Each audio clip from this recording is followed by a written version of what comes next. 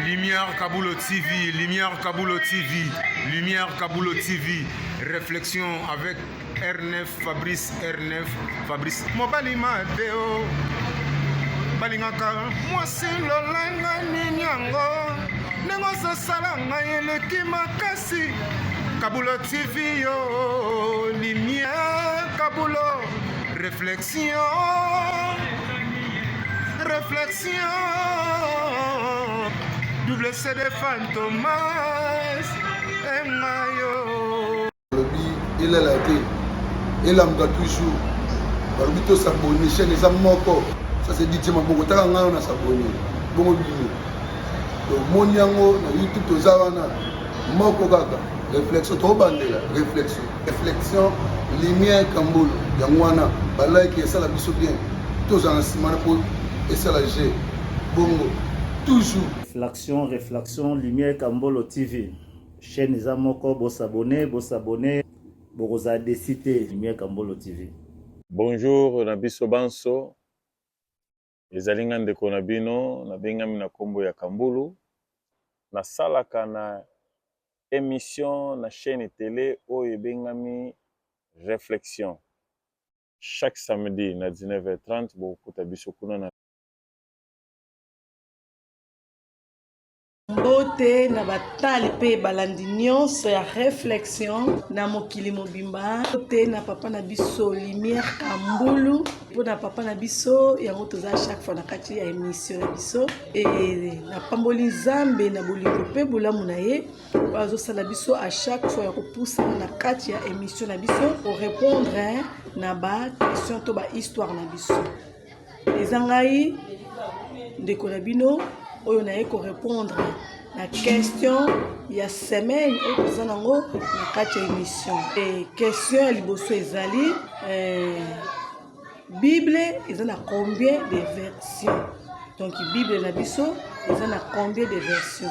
Et nga na ko intervenir boye que Bible eza na ba version ebele et eza na aussi na ba traduction ebele. Deuxième question na biso ezali na Matthieu 27 na verset 35 et toza lisusu na livre ya Marc oyo eza na chapitre 15 verset 24 et toza lisusu na livre ya Actes des Apôtres 5 et verset 30 et nga na ko intervenir boye na deuxième partie na koloba ke lolenge papa na biso alobi ke nini o eza ya vrai nini o tolanda par rapport ya kufa ya Christ et na verset mosusu balobi ezali badiembi kaki ye et na l'autre là balobi ke bakaki ye nga na ko intervenir boye ke toza na Matthieu, toza na Marc, toza na Actes des Apôtres et tokomona ngo eza lokola lisolo et betami na façon mibale. Premier verset ko beta lisolo net lolenge ezalaki donc eza lokola mutayi na lisolo alobi ke abeti histoire ndenge ezalaki sans kolongola sans kobakisa et ndenge ba mikolo balobaka apasoli linyoko abendi mosisa mais na deuxième mutu akikobeta abeti yango kaka likolo terre à terre alongoli kaka ba partie et abeti yango lisusu mobimba ndenge abetelaki yango te eza ndenge ba verset na biso eza na kati ya Bible yango toza ntomona selon Luc selon Jean selon Matthieu ndenge ezaleli. Donc tant mosusu na Matthieu babeti yango mobimba et tant tokiti na Marc balongoli kaka quelques éléments babeti nyonso te eza même ndenge tokende pe na Actes des Apôtres. Histoire ya Bible to ebiango Bible ezalaki na rouleau.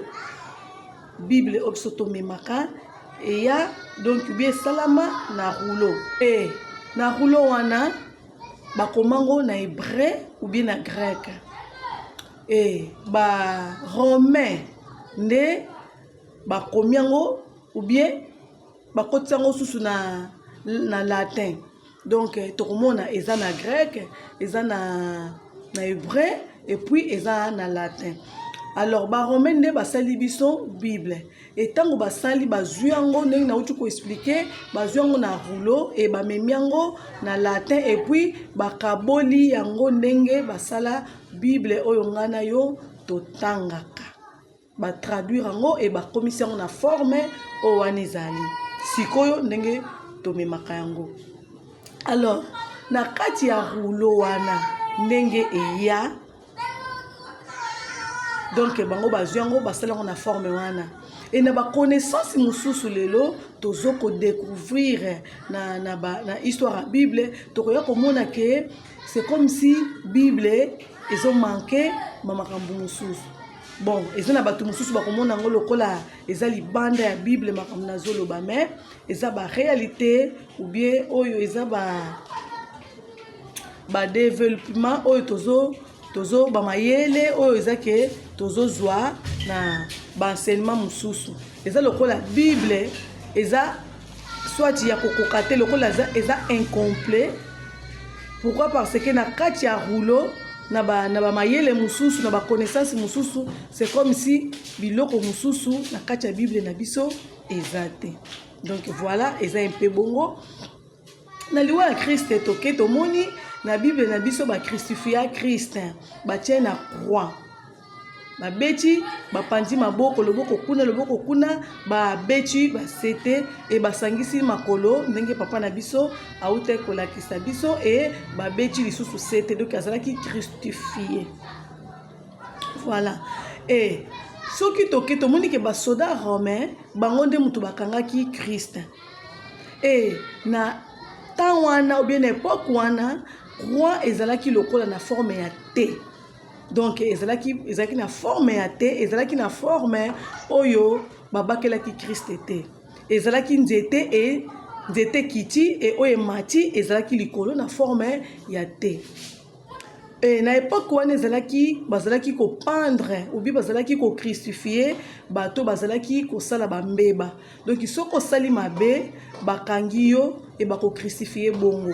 Et croix wana ezalaki na puite. Donc ezalaki moyen osa appuyer mutu na yo ezate. Donc ezalaki na supporter. Donc ezalaki soko tie mutu boye mutu elekani na sima ya croix. Ezalaki modèle bango bazalaki ko pendre o bazalaki ko pesa punition na époque wana. Donc voilà et oya Christ tomoni yango eza na banze eza na nzete mais na ndenge ya oyo tomoni na kati ya Bible nde yango nde balobi ba pendra Jésus Christ.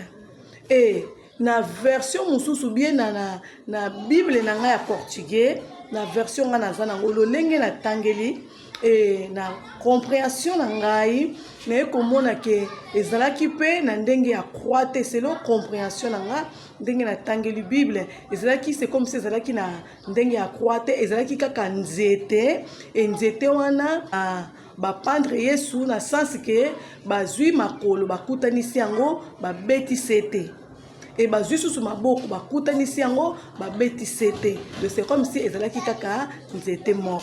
Donc voilà yango tokomona ke kuna balobi ndenge mususu kuna balobi ndenge mususu donc eza lokola mutu abeti lisolo yango kuna abeti yango malamu abeti yango nyonso et kuna abeti asilisi yango te. Donc abeti kaka toloba ba partie ko silisa c'est trop dur mais azui kaka ba partie ndambu nde abeti. Lolenge Bible na biso ezali nde tomonaka selon Matthieu selon Jean selon mususu wana. Donc vraiment eza bongo. Voilà réflexion na ngai na journal lelo yangoyo et na pamboli nzambo aza bien tokutani mbala ya sima nzambe a pambola biso.